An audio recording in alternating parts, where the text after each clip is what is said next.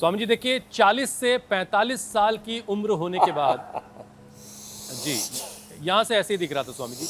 अब देखिए स्वामी जी 40 से 45 साल की उम्र के बाद, अच्छा यहाँ मैं ये भी साफ कर दूं कि मैं अपने बारे में बिल्कुल नहीं कह रहा हूँ। आपने स्वामी जी मेरी उम्र को बिल्कुल से रोक दिया है। अब मैं बूढ़ा नहीं हो रहा हूँ। अब मैं 20-25 के आगे मेरी जा नहीं रही है सर स्वामी जी। अब देखिए 40 से 45 के बाद स्वामी जी मांसपेशियों में तेजी से कमजोर होने मांसपेशियां लगती हैं और इसी को सार्कोपीनिया कहा जाता है। अब इसकी वजह से इंसान के चलने फिरने की जो रफ्तार है वो घटने लगती है। फ्रैक्चर का खतरा बढ़ जाता है, ज़रा सा गिरे पड़े नहीं कि पता लगा हड्डी टूट गई है।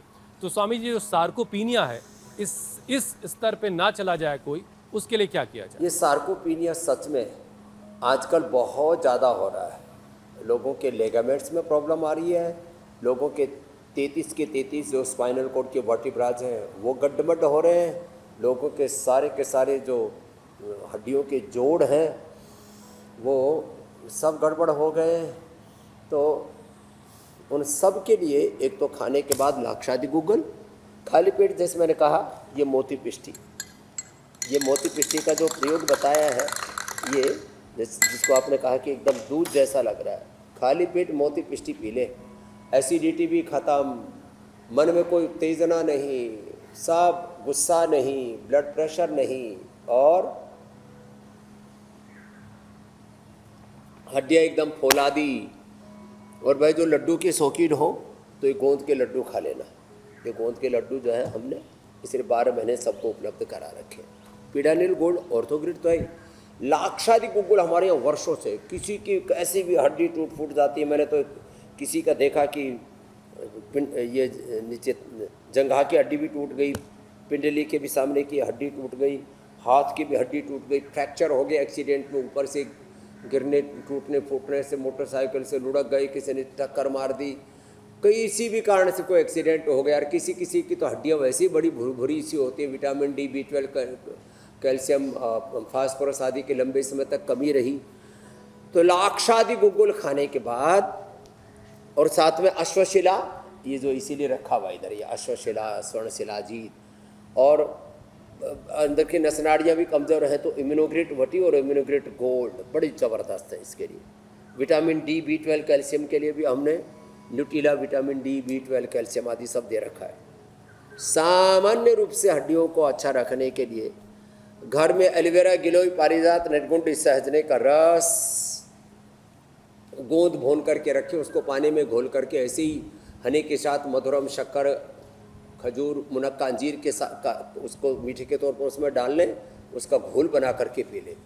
वो गोंद का घोल, और फिर मिलेट्स का ही प्रयोग करें, रागी, जवार, बाजरा, मकई, ये हड्डियों को मजबूत बनाते हैं। हाँ स्वामी जी ये लड्डू के खाओ के जो लोग हैं, मकई, चौलाई, इनके लिए आपने गोंद का लड्डू रखा हुआ था, वो दिखाया आपने स्वामी जी। मैदानी इलाकों में स्वामी जी क्या है कि गोंद की याद सर्दियों में आती है लोगों को, तो क्या गर्मियों में ये गोंद का इस्तेमाल नहीं किया जा सकता, या फिर गोंद का तीरे का इस्तेमाल करना है? 12 महीने गोंद लिया जा सकता है ना, गोंद 12 महीने लिया जा सकता है, बस गर्मियों में गर्म दूध में गर्म पानी में ले, सर्दियों में ठंडे पानी में, सामान्य पानी में घोल करके पी ले, और उसमें मीठे के तौर पर हनी, मुनक्का, अंजीर, खजूर, थोड़ा गुड़ या शक्कर का सामान्य पानी में, वो घुल जाता है गोंद में। गोंद को सबसे अच्छा है गाय के घी में या तिल के तेल में, उसको जैसे ही डालते हैं, थोड़ा तेल उबलता हुआ होता है या घी उबलता हो तो डालते ही वो फूल जाता है। तो सबसे ज़्यादा उसकी सेल्फ लाइफ, माने गोंद में फिर कोई गंध ना आए तो घी में, तिल के तेल से भी ज़्यादा नारियल के तेल में, और एक और तेल होता है इसका कपासिया का, कॉटन सीड की सेल्फ लाइफ 1 साल तक उसमें गंध नहीं आएगी। तो ये जो डिग्रेडेशन होता है वो नहीं होता उसके अंदर।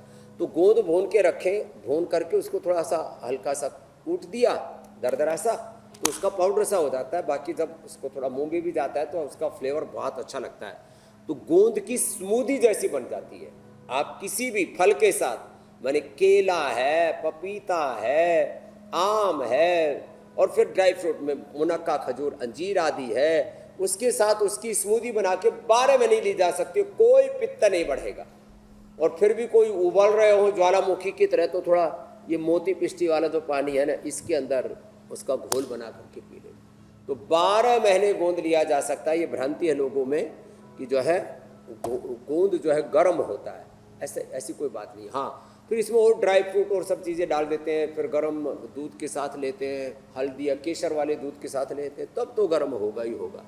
बाजरा 12 महीना खाते हैं राजस्थान के लोग, काठियावाड़ के लोग 12 महीना बाजरा खाते हैं, हम भी 12 महीना बाजरा खाते हैं। कोई गर्मी नहीं होती उसमें। थोड़ा सा घी ले लो, थोड़ा मक्खन ले लो, थोड़ा छाछ दही ले लो, थोड़े जल लौकी की सब्जी के साथ खा लो। नहीं स्वामी जी, थोड़ी सी दूरी है ना राजस्थान से यूपी तक की, जवार बाजरा मकई तो राजस्थान से यूपी तक आते आते बाजरा काफ़ी गर्म हो जाता है, इसीलिए यूपी वाले इसको सर्दियों में ज़्यादा खाते हैं। सर्दियों में उसके मोटी मोटी रोटियां बनती, फिर तोड़ करके गुड़ के साथ देसी घी मिला के उसके लड्डू खाए जाते हैं। बहुत आपकी बातें भी बड़ी जायकेदार होती है।